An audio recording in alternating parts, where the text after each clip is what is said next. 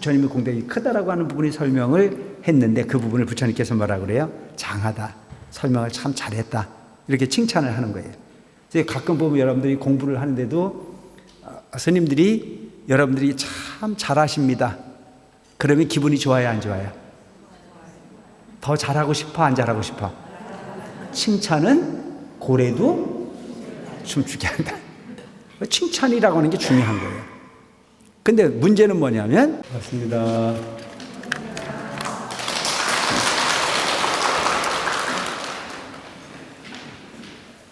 건물 때 강의 재밌었어요? 네.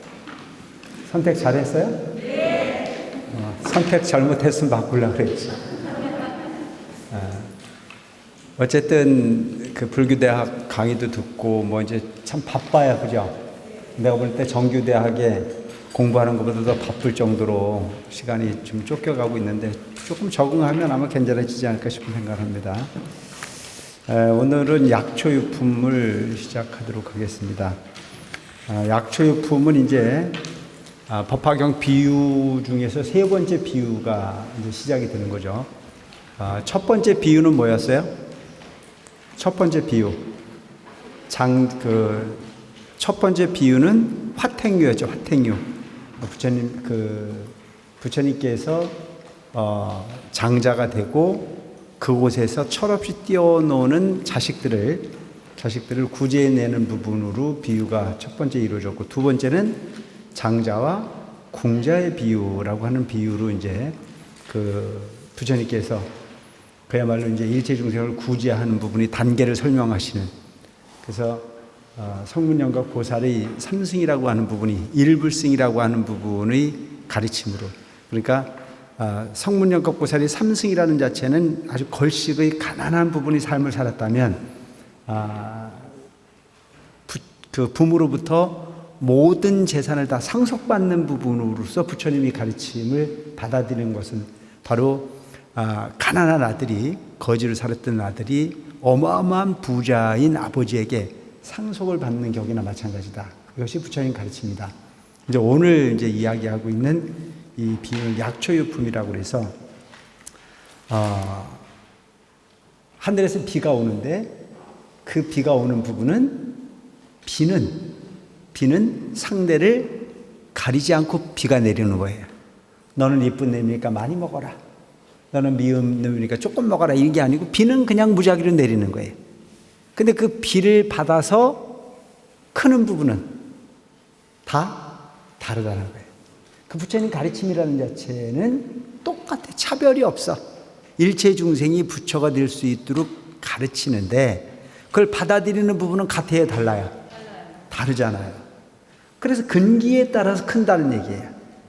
근데 이제 재밌는 게 뭐냐면 스님들이 법문을 해도 개떡같이 얘기해도 찰떡같이 받아들이는 사람이 있는가 하면 찰떡처럼 이야기를 하는데도 개떡같이 여기는 사람도 있다는 거예요. 그게 이제 설하는 사람의 잘못이 아니고 받아들이는 사람의 근기에 따라서 다르다. 참 묘한 게 보면 똑같은 말씀을 하셨는데도 각자 받아들이는 내용을 보면 다 달라요.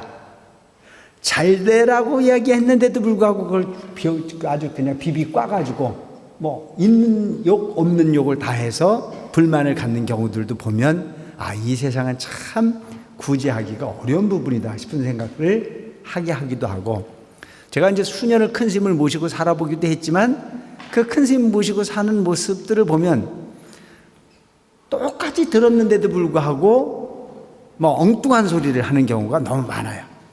그게 보면 이게 근기라고 하는 게 차이가 있다. 생전 큰 스님은 그런 말씀을 하신 적이 없어요. 내가 볼 때는. 근데 꼭 보면 지는 저를 위해서 그 얘기를 했다 이거예요. 그냥 일반적인 사람들이 보는 것보다는 우리 같은 부부는 큰 스님 곁에서 모시고 살았잖아요.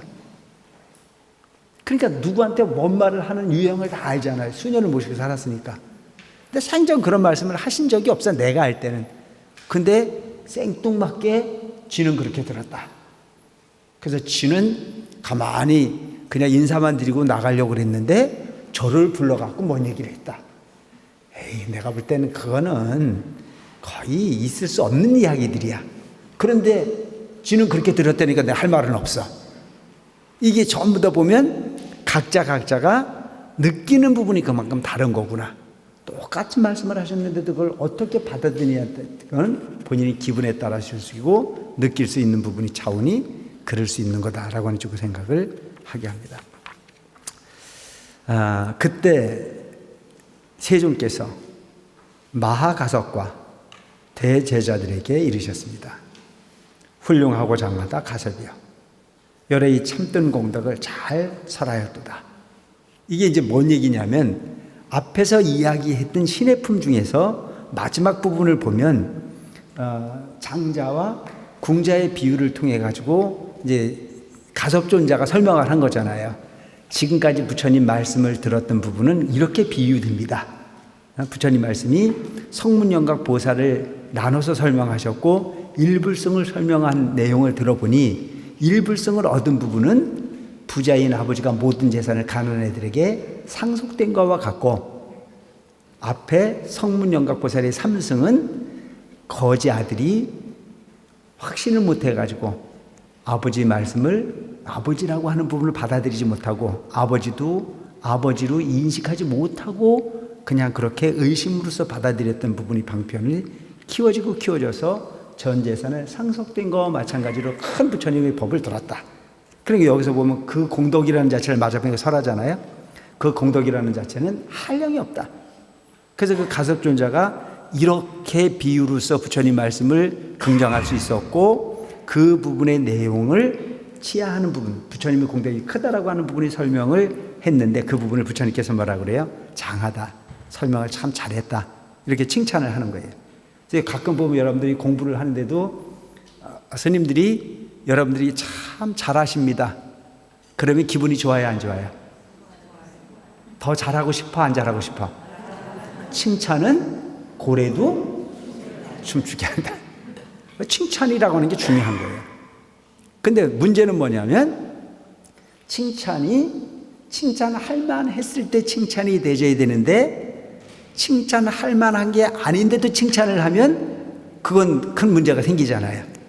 그러니까 여러분 이게 참 보면 역할을 하는 게 대단히 중요한 거예요. 누군가를 깊이 있게 관찰하는 것. 그러니까 자녀를 양육하는 방법에서도 가장 좋은 게 뭐냐면 칭찬거리를 찾아내는 부모가 훌륭한 부모예요. 그 칭찬거리는 찾아내야 되는 거예요. 칭찬할 만한 걸 칭찬을 해야 되는 거지, 칭찬할 만하지 않은 부분을 칭찬하면 애는 잘못된단 말이죠. 그러니까 너무 넘쳐도 문제고 너무 부족해도 문제예요. 근데 오늘날 우리는 보면 자녀를 기르는 모습이 칭찬거리를 많이 찾아냅니까? 비난거리를 많이 찾아냅니까? 칭찬거리는 잘 보여요, 안 보여요? 잘 안 보이잖아요. 비난거리는 잘 보여요, 안 보여요? 그게 문제라는 거예요. 비난거리는 적게 하고 칭찬거리는 발굴해야 되는 거예요. 그러니까 관찰을 깊이 있게 하지 않으면 안 되는 부분이라. 그래서 비난을 당하고 크는 부분보다는 칭찬을 받고 크는 사람들이 훨씬 다른 모습일 수 있겠죠. 그래서 여기서도 보면 부처님은 그 설법하실 때 내용을 이렇게 좀 선제가 많이 나와요. 착하고 착하다. 그 착하고 착하다는 자체는 뭐예요? 넌 쓸만하다는 얘기거든요. 그리고 이 법화경에서 이야기하고 있는 부분이 주로 뭐냐면 이제 주로 뭐를 합니까? 수기를 하자면 수기. 그러니까 수기를 한다는 얘기는 칭찬하는 거예요. 넌 쓸만하다. 그래, 그렇게만 쭉 가면 반드시 넌 성불할 수 있어. 그 개의 성불도 아니에요. 마음을 내는 것 자체는 다 칭찬거리야. 그래서 그 칭찬의 대상은 여러 가지가 될 수 있잖아요. 절에 와서 열심히 기도하는 것도, 또 공덕을 짓는 것도, 부처님답게 마음을 내는 것도 다 칭찬거리인데 너무 바빠가지고 자고 일어나서 부처님 하고 생각만 해도 개의성불도라 이거죠. 자고 일어나자마자 딴 생각 안 하고 부처님 하고 딱 불러만 내도 그게 어마어마한 공덕이야. 어떤 공덕? 부처가 될 수 있는 마음이래요. 그러니까 우리가 생각해 보면 부처님 생각 안 하는 것보다는 하는 게 낫잖아요, 그죠? 그래 안 그래? 그런데 그러니까 그렇게 해서 끝나는 거하고 전화 한번 왔다 가는 거하고 차이가 있어 없어? 왜 대답을 안 하세요? 오는 게 낫겠죠. 오기만 해가지고 빈들거리는 것보다는 그냥 부처님 앞에 엎드려서 열심히 절도 하고 기도도 하면 더 낫겠죠. 기도만 하고 가는 게 아니고 그 부처님 하루를 부처님한테 참배하고 내 마음을 바꿨으니까 바꾼 부분을 행동으로 옮기면 더 훌륭하겠죠. 그러니까 무슨 얘기를 하냐면 순간에 부처님을 떠올리면 순간에 부처요. 영원히 부처님 마음을 닮아가면 영원의 부처가 된다. 그러니까 우리가 흔히 보면 점을 아무것도 아니라고 생각하지만 물이 한 방울 한 방울 떨어지는 부분이 별게 아니라고 생각할 수 있겠지만 한 방울 한 방울이 이어지면 주전자에 물이 흐르듯이 그렇게 흐르게 돼 있고 그 부분이 많아지면 또한 호스에 물이 흘리듯이 더 흘릴 수 있고 그러니까 저 산중에서는 한 방울 한 방울이 모여 냇물을 이루고 냇물이 모여 강물을 이루고 강물을 이루고 난 후에 바닷물이 되듯이 우리는 점을 생략하지 말자. 그래서 부처님은 적은 것을 절대 무시하지 않으셨다는 거죠. 그러니까 적은 마음에서부터 큰 마음으로 가는 부분이니 그 근기에 따라서 우리는 뭐만 하면 돼? 안 하는 것보다는 하는 게 낫다는 얘기를. 그러니까 칭송이 있으면 되는 거예요. 그러니까 부처님 믿는 그 행위에 대해서 우리는 비난을 할 수 있는 권리는 우리한테 없어. 너는 너대로 훌륭하고 너는 너대로 훌륭해. 그러니까 절대 지금부터는 너는 왜 그것밖에 안 되느냐고 이 삐죽거리는 일을 하지 맙시다. 아시겠죠? 가끔 보면 그런 경우가 너무 많단 말이죠. 나는 불심이 돈독한 넌 그것밖에 안 돼. 이게 잘못된 거란 말이죠. 그는 그대로 나는 나대로 다 부처님을 향한 마음이 일어난 것만큼은 칭송해야 될 일이고 그것이 개의 성불도다. 그 개의 성불도라고 하니까 어떤 사람들은 야 내가 스님 얘기 들어보니까 그거 안 가도 돼. 자고 일어나서 부처님 생각만 해도 된다는데 뭘 그렇게 열심히 쫓아다녀?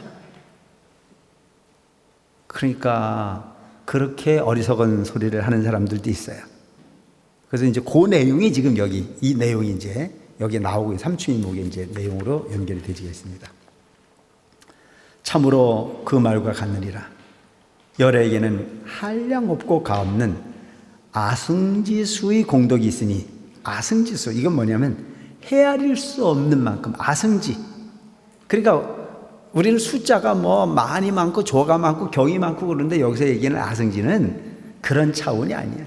헤아릴 수 없는 그와 같은 많은 공덕이 있으니 너희가 설사 한량없는 억겁을 두고 설할지라도 능히 다하지 못하리라. 무슨 얘기냐? 부처님 공덕이라는 자체를 너희들이 아무리 칭송해도 그거를 부처님 공덕은 부처님이 그 가르침의 공덕이라는 자체는 다 표현이 될 수 없다. 어떤 설명을 해도 그 부분을 다 능히 헤아릴 수 없다.